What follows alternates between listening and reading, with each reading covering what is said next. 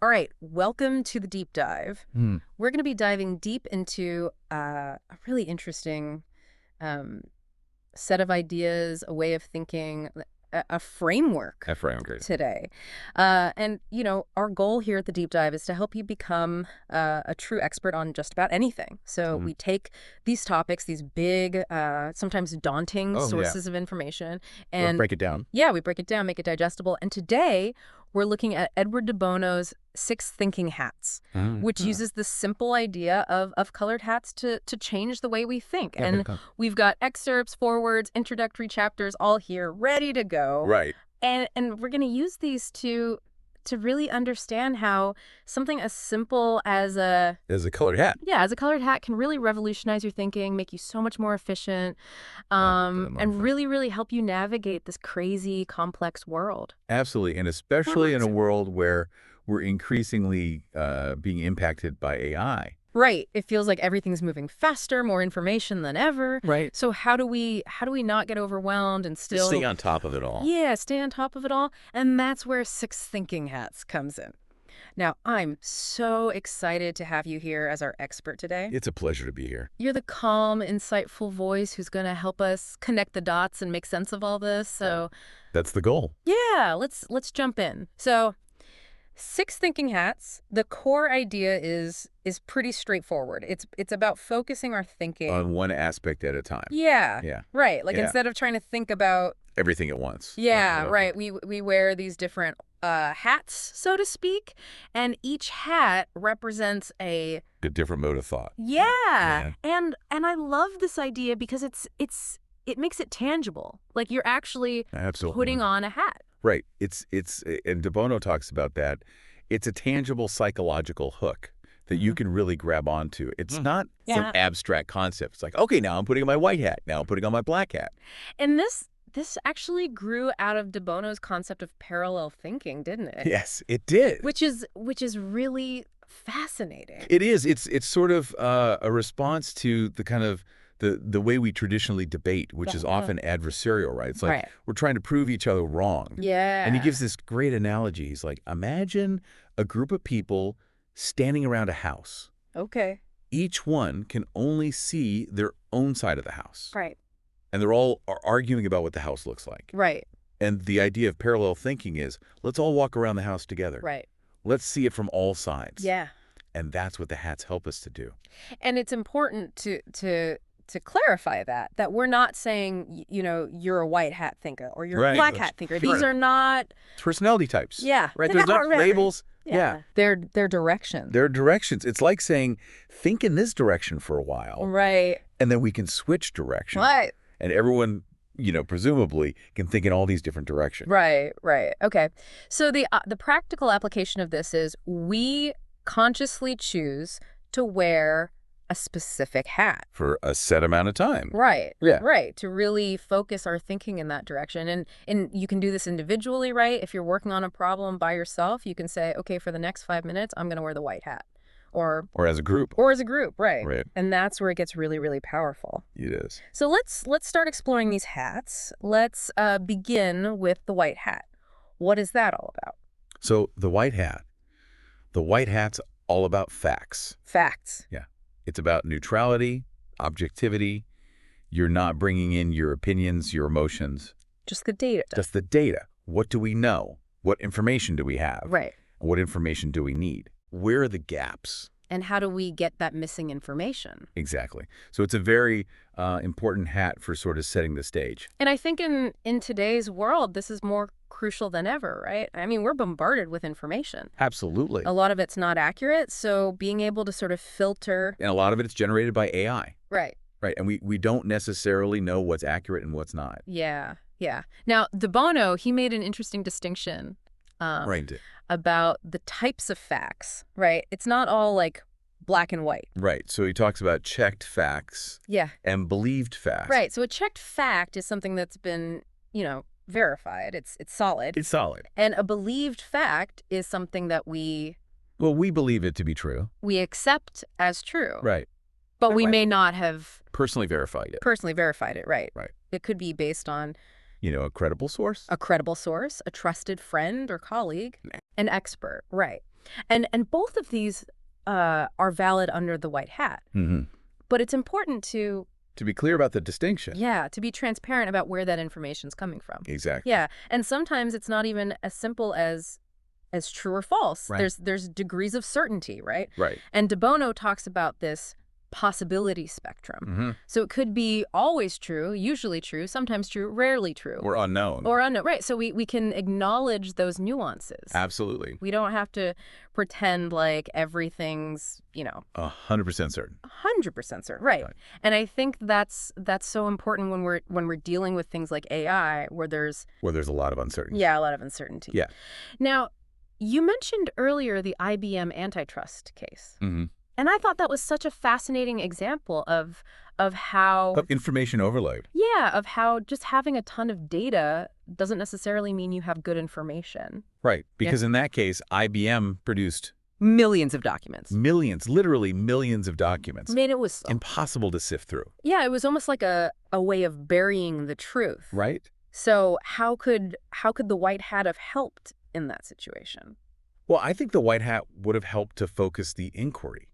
Okay. So instead of just saying, give us everything you've got, it would have been more like, what are the specific questions we need to answer? Right. And then what are the documents that are relevant to those questions? Right. So it's not just about data dumping. It's about targeted... focused inquiry. Yeah, focused inquiry. Yeah. And it's also not just about receiving information. It's about actively seeking it out, right? Absolutely. Yeah. De Bono gives this great example of a lawyer in a courtroom. Okay.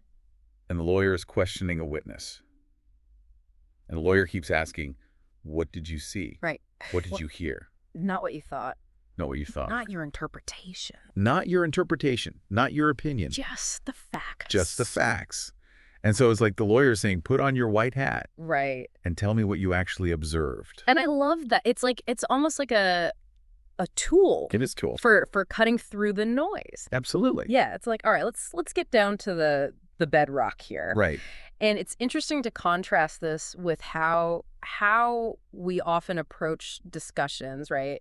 We tend to start with our opinions. Bunch of opinions. And then we look for facts to support them. Right.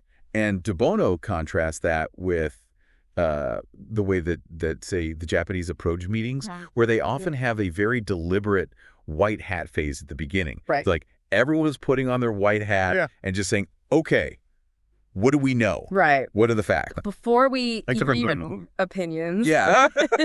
Yeah, it's a fascinating way to approach problem solving. It is. Okay, so we've looked at the white hat, the objective hat.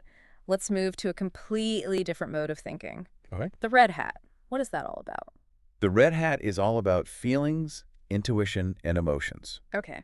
And it's about being able to express those without having to justify them. Right. Without having to explain them. Okay. So it's like, you can say, I don't like this idea. Right. It just feels wrong to me. Right. And that's it. You don't have to give a reason. You don't have to give a reason. Which might feel a little uncomfortable for some people, especially in a professional setting. It can.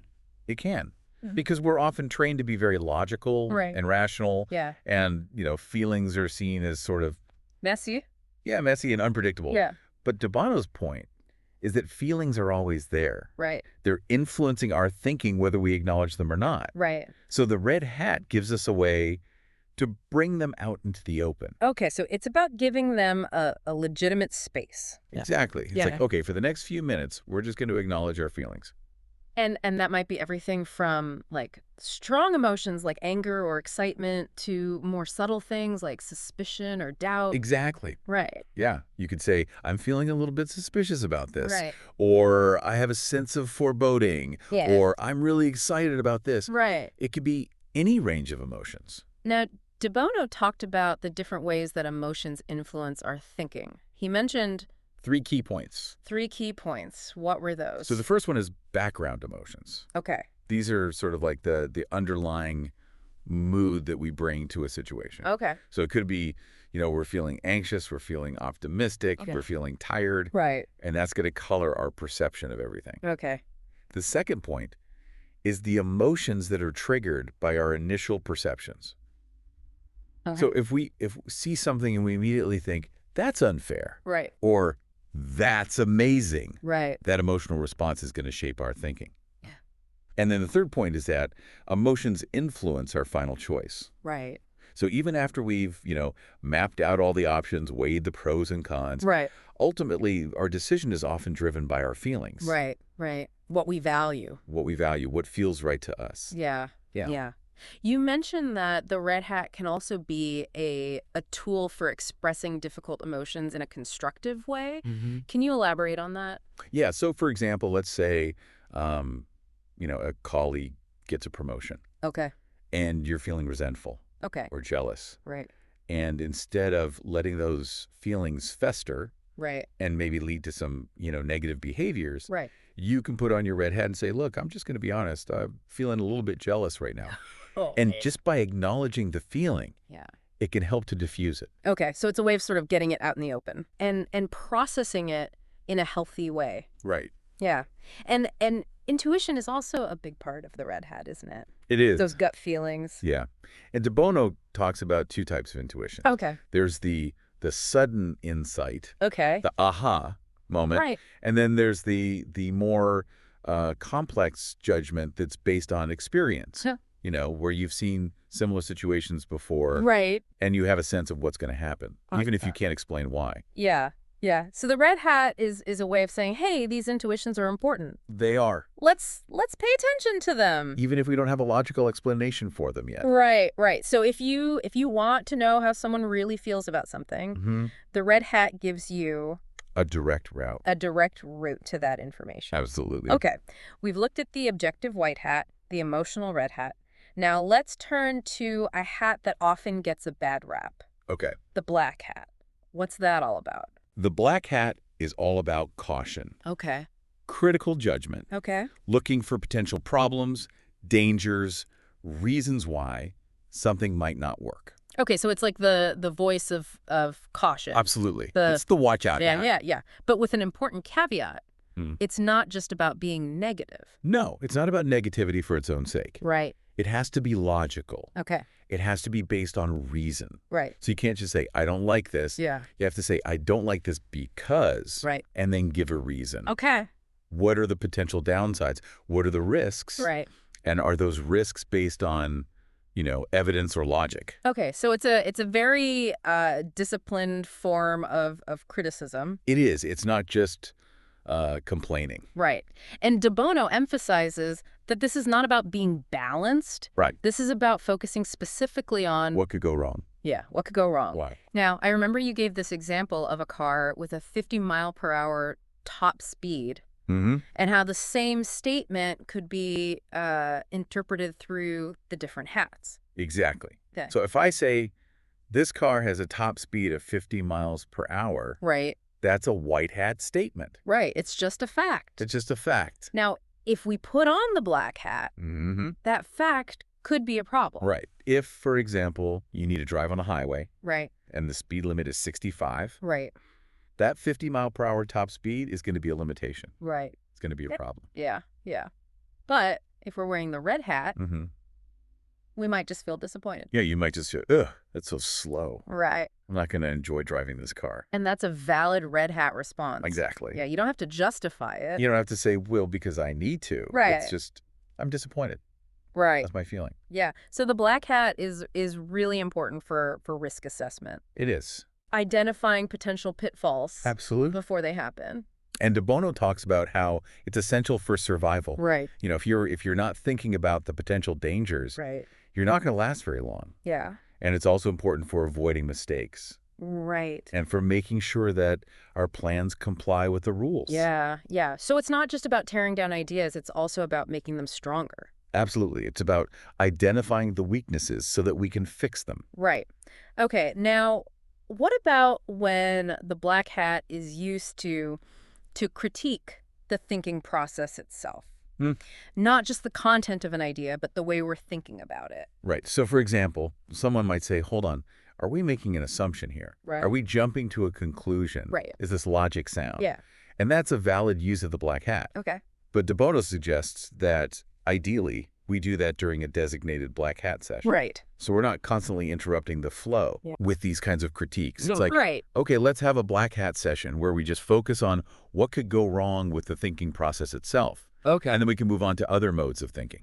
And it also connects to the idea of learning from past mistakes, right? Absolutely. Like looking back and saying, okay, what happened before? What could go wrong this time? Right. And also looking ahead and saying, what are the potential future problems that we might not be anticipating? Right. Okay, so we've explored the white hat for objective facts, the red hat for emotions and intuition, and the black hat for careful logical criticism. Right. These seem like fundamental building blocks for really any kind of thinking. They are. They're essential. Yeah. And it's amazing to me how this framework of colored hats, it just makes it so It's so accessible. yeah, so accessible, so tangible, so practical. Right. And I can already see how just consciously putting on these different hats Could really change the way you think. could really change the way you think. Yeah. So as you're listening to this, I want you to think about a decision that you made recently and how might it have been different if you had deliberately put on the white hat, the red hat, the black hat. What would you have done differently? What would the outcome have been? It's a great question to ask yourself. Yeah, and there are 3 more hats that we haven't even touched on. We haven't. There's the yellow hat, which is all about the positive, the benefits, the opportunities. Okay. Then there's the green hat, which is about creativity, Okay. generating new ideas. And then there's the blue hat, Okay. which is about managing the thinking process itself, So controlling the hats. controlling the hats. Okay. Well, this has been a fascinating deep dive into the first 3 of de Bono's 6 thinking hats. And I encourage you to explore those other 3 hats. And until next time, keep thinking, keep questioning. Thanks for joining us. Thank you.